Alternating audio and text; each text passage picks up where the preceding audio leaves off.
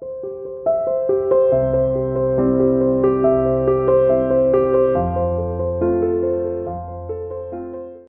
good morning, Art.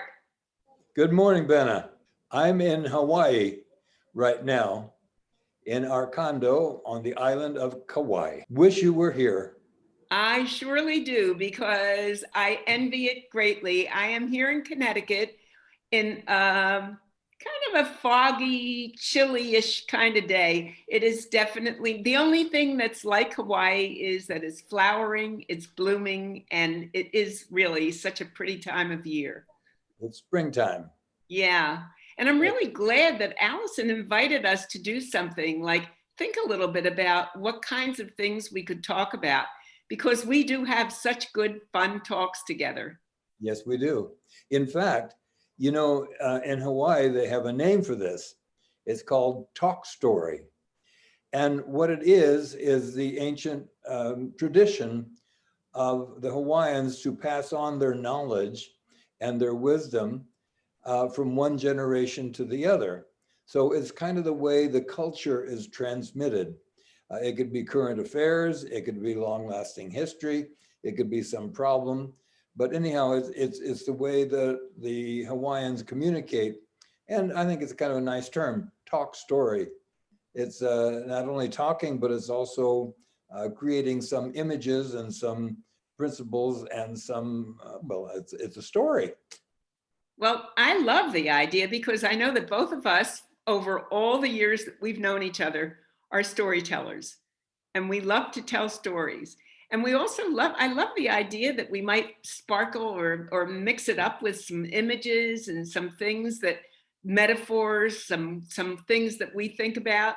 I like the freedom of it. So Art, one of the things I wanted to talk with you about, it's so very much on my mind, I have to say, is I'm very concerned about this whole question about learning loss.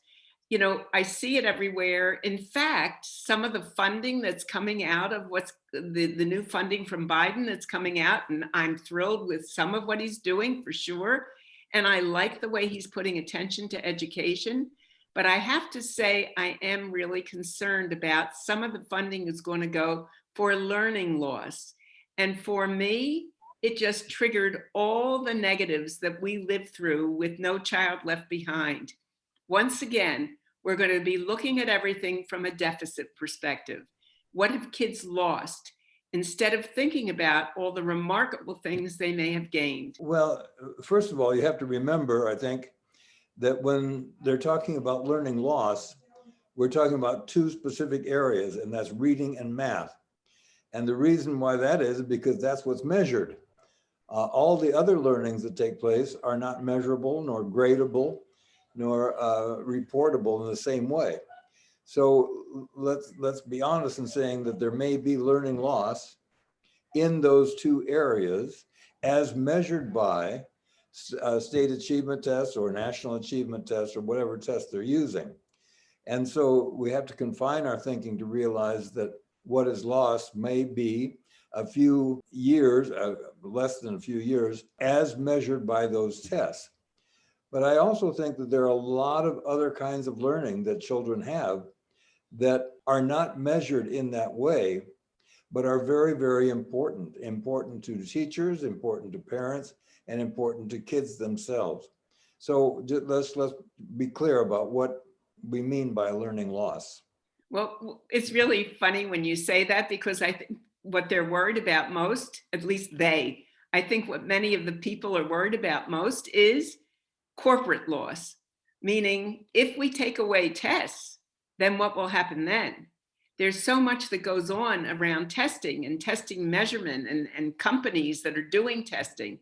What would it do to the economy if we really said that we need to look at those measures and maybe make something different happen? One of the things that so many teachers told me over this whole pandemic is how incredibly valuable it's been. Two things that I think have great meaning to the two of us for our work. So one thing is how incredibly valuable it's been to have the heat of testing off their backs. Like now we can really just worry and be concerned about the kids. and realize that testing is going to be put on hold, at least for this year. And what a great relief that was. And then part two of that is, and now we realize that if we don't pay attention to their social, their emotional life, to the ways that they learn, that we're going to be in trouble, because we have to really, this is what we mean by paying attention to the whole child. We have to look at this and we recognize relationships are critical, social and emotional learning is critical, and we really thrive on the social engagement we have with one another. And that's something that when we want to go back to school, which people are, that's what we want to pay attention to. So I think it's going to be really important for us not to go to a loss perspective, but to go to how we find those relationships and the meaning that we have in them and how meaningful it makes learning. Yes. And I think that keeping that positive view, in other words, yes, we've been through almost a year of remote learning, and it has been torture for parents and for kids and for teachers as well. But what you're saying, I think, is very important in terms of what have we learned from this? What have we learned about the power of kids working together in a face-to-face kind of a relationship? What does it mean for us in terms of the teacher? Remember, the teachers are learning too, along with the kids. And what are they learning about the act of teaching as it has been disrupted? What are parents learning? And to think that all learning takes place in a school or a classroom is certainly a narrow view of what learning is all about. And so even though kids are outside of school, what are they learning? They're learning how to play. They're learning how to interact with their friends. They're learning how to interact with their family. They're learning what it means to be learning at home. And so taking a positive view, I think, is very important. And we keep realizing the narrowness of what a test will measure and what are the other kinds of learning that are immeasurable, but still very important. You know, Art, what you just said is really very powerful, because it makes me feel like it's a whole different way of looking at learning loss. And that's something that I've been troubled about and I've been thinking about a lot, which is that what you're saying is something that I think Maria even taught us, your daughter Maria, when she did this in her classroom, when she said persisting, and she asked the kids, well, when you think of persisting over this time when you've been in during the pandemic and you haven't been in classes and you've been at home and you're doing whatever you do, what have you learned that tells you about persisting?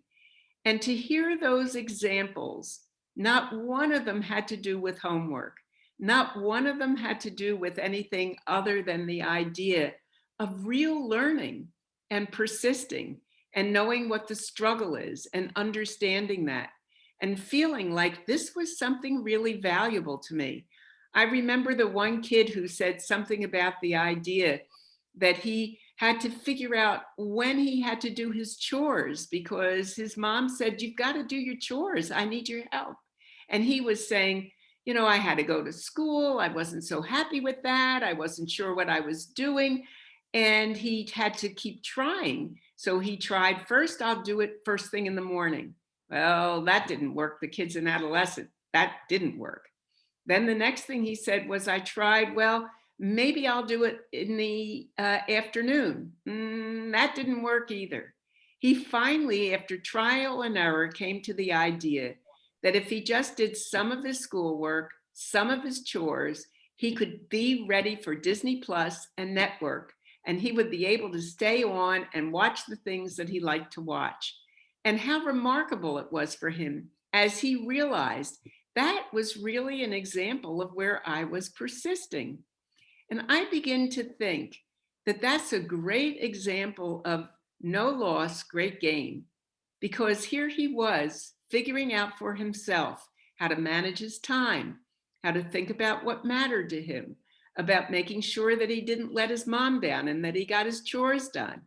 And at the same time, remembering to name it persisting, because that means that hopefully he'll bring that to other situations. Oh, the gains that we all got from being put in that position of really having to draw upon ourselves was quite remarkable. And notice what you've also said there about the kid. Not only is he learning to persist and to do his chores, but also he's becoming more self-reliant and self-directed. He's learning about organization, how to organize his time.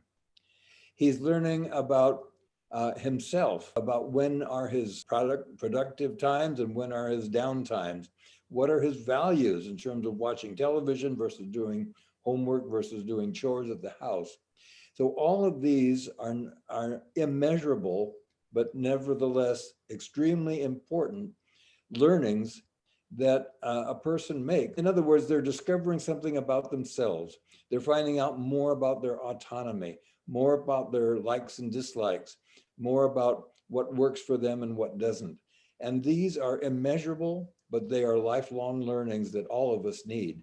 So I think that we are missing the point when we say a learning loss, because look at all of the learning gains that you have just described. And I also think, as I'm reflecting on it, and of course, I think we both feel so deeply about the idea that what really matters is the humanity of it all. The fact that you are gaining because you're a human being. You were put in a situation where your resilience was essential. And you were put in a situation where you really were vulnerable and you had to kind of make your way through it. And I can't imagine any more important learning for an individual than to realize that you can come out on the other side of that, feeling hopeful, feeling positive, feeling that you have done something and accomplished something. And I would really hope that when kids go back to school, or even if they are back to school, that we don't that we don't continuously remind them of what was lost, without also recognizing and giving great recognition for, with wonderment and awe, all the ways that they came back to school whole human beings, ready to face their futures in a way, having had an experience that hopefully they will never forget, but also will have learned to remember. You know, Benna, building on what you have just said, I think there's something else to be learned here. And that is when we have information given to us about such things as learning loss, it's one more educational trend or problem that comes down the pike. And over the years, both you and I have found that there are many of these. We've recently come through No Child Left Behind, as well as a lot of other fads, if you will, or solutions. And I think that there are some things that we have learned so that we can judge those to know that whether we should embrace them or not. For example, when we talked about No Child Left Behind, it was immediately a negative. Well, that kind of turns it off to me. And so I've had to ask myself, what are some of the filters? What are the principles? What are the understandings that I've gained over the years that allows me to judge whether something is worthy or not? As an idea comes down the pike, do I accept it or do I reject it? And so there are some principles, I think, that are important for all of us as educators to learn. And one of them is positivity. Is it a positive thing? Is it a growth producing activity? One, does it build relationships? Is it something that is a building of humanity for the long range? Is it something that I could live with if I were a child, rather than having someone see me as a deficit, rather seeing me as something that is positive and as a learner? Does it meet my principles of learning as to the way we engage kids? Does it build their self-concept? Does it help them discover more about who they are? And so I think this is one more example, as we talk about learning loss, that is an issue that educators have to examine and decide whether they embrace it or whether they look upon it as an opportunity to grow, or do they reject it? And so the question is, what principles of education and learning allow you to judge and to make inferences about the various trends and issues that come down the pipe to us in education?